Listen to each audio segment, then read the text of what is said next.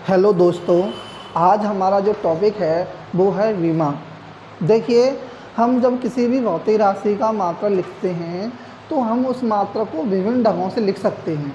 जैसे एक एग्जांपल के द्वारा हम समझाएं तो मैं जैसे मान लीजिए आप वेग का मात्रा लिखें, हम वेग का मात्रक अगर देखें तो हम वेग की मात्रा को लिख सकते हैं मीटर प्रति सेकंड। इसी को याद करके हम देखें, इसे लिखा जा सकता है किलोमीटर बट्टे घंटा, या इसे लिखा जा सकता है मीटर प्रति मिनट। इस मात्रा को हम कई ढंग से लिख सकते हैं, लेकिन अगर इन मात्रक के लिखते समय अगर हम ध्यान दें तो इनमें एक चीज़ कॉमन है। इसमें एक चीज़ कॉमन ये है कि जब हम इस मात्रक को, वेग की मात्रा को लिखते हैं तो लंबाई के मात्रक में हम समय के मात्रक से भाग लगा रहे हैं। क्या कर रहे हैं? वेग की जब मात्रक को लिख रहे हैं हम, वेग की जब मात्रक को लिखा जाता है तो लंबाई के मात्रक में समय के मात्रक का डिवाइड कर रहे हैं, समय के मात्रक से भाग लगा रहे हैं। अगर इस मात्रा को लिखें तो हम लिख सकते हैं लंबाई का मात्रक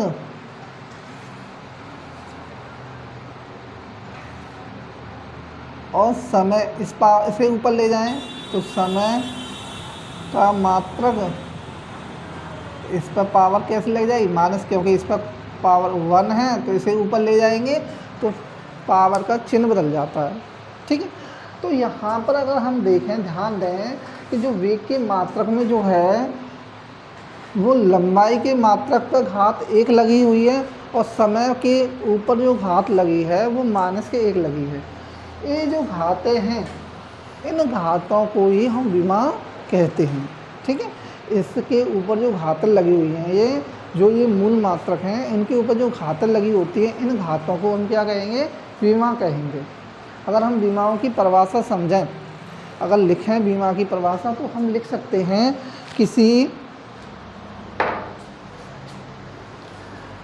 अगर हम बीमा की परिभाषा देखें तो हम कह सकते हैं बीमाएं वे घातें होती हैं जो मूल मात्रकों के ऊपर लगाई या चढ़ाई जाती हैं। जो मूल मात्रक होते हैं भौतिकी के अंतर्गत, उन मूल मात्रकों के ऊपर जो घातें लगी होती हैं, उन घातों को ही हम बीमा कहते हैं।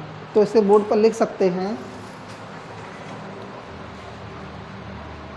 बीमा वे घातें होती हैं जो मूल मात्रकों के ऊपर चढ़ाई जाती हैं।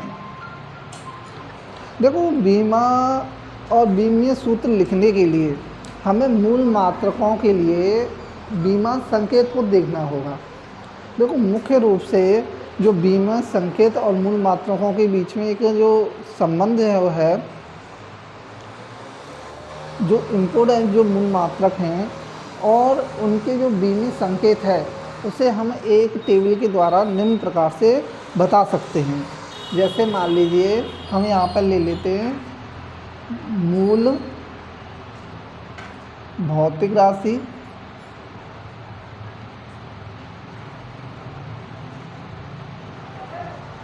मूल मात्रक लेंगे, उसका मूल मात्रक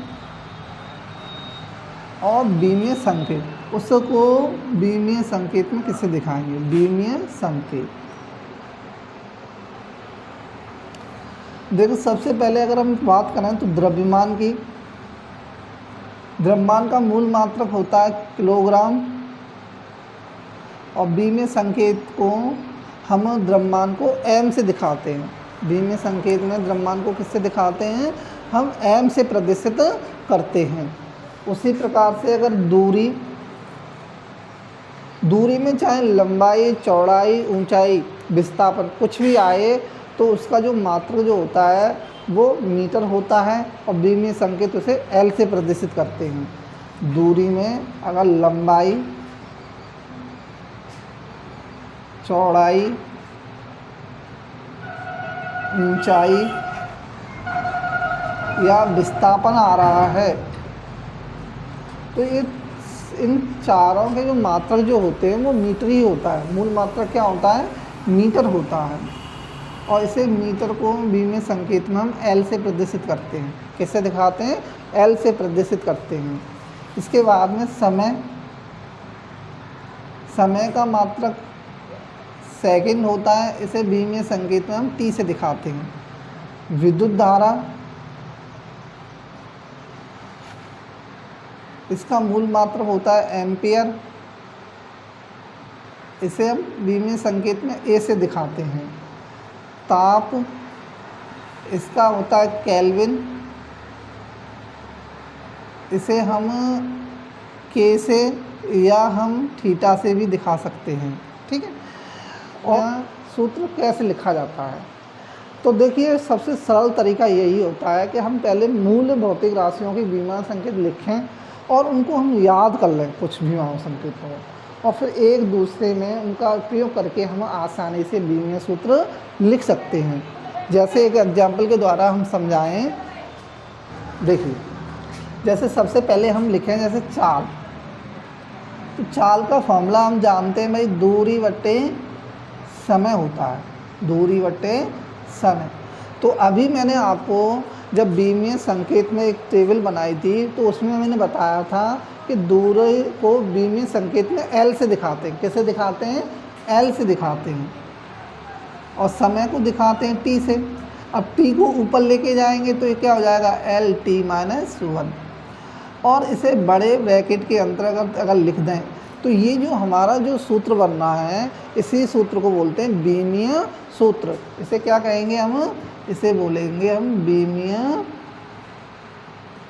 सूत्र। एक चीज़ हमेशा ध्यान रखनी है, बीमीय सूत्र बड़े ब्रैकेट के अंदर ही लिखा जाएगा। और इसमें जो ये घातें लगी हुई हैं, जैसे एल जो होता है लंबाई, तो लंबाई में अगर देखें, लंबाई में बीमा क्या आएगी?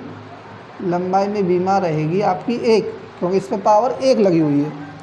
और समय में अगर देखें, समय में बीमा क्या होगी? आपकी माइनस के 1 होगी। ठीक है, क्योंकि बीमा जो है हमने बताया था बीमा घातें होती हैं। और ये जो लिखा हुआ है ये क्या है? ये बीमीय सूत्र है। और देखो, और वैसे तो बहुत सारी बीमीय सूत्र लिखने के लिए तो बहुत सारे हैं, क्योंकि भौतिक राशियाँ बहुत सारी होती हैं।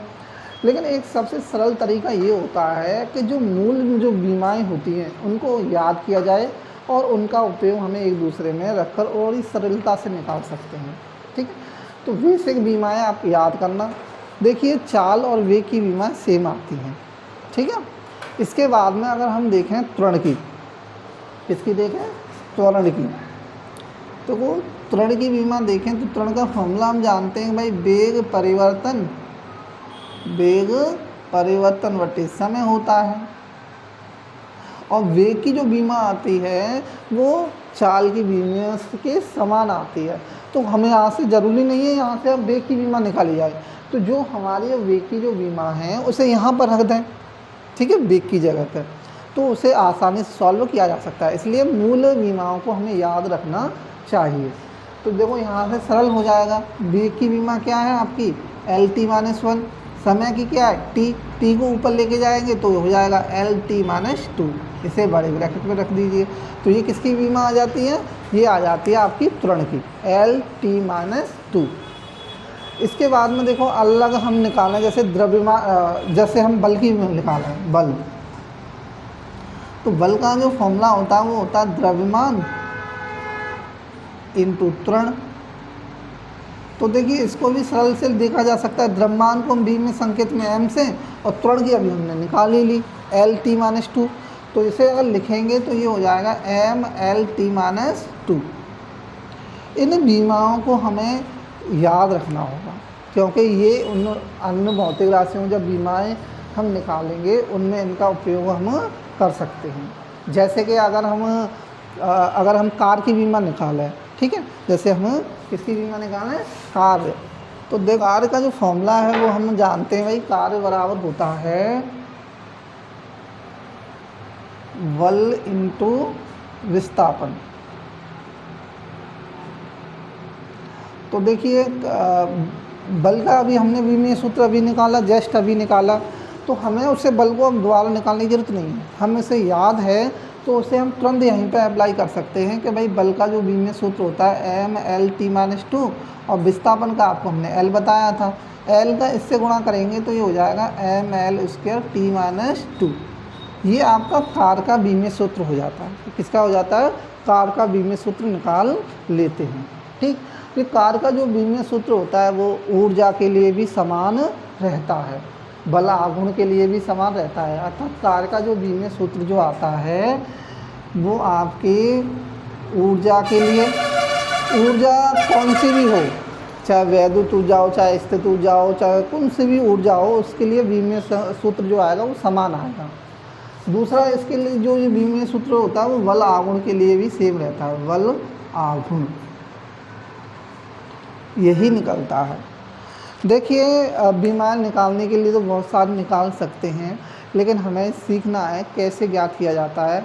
तो बस यही तरीका है कि हमें कुछ बेसिक फॉर्मूलों की विमाएँ याद हों, उन विमाओं का हम उपयोग करके हम निकाल सकते हैं।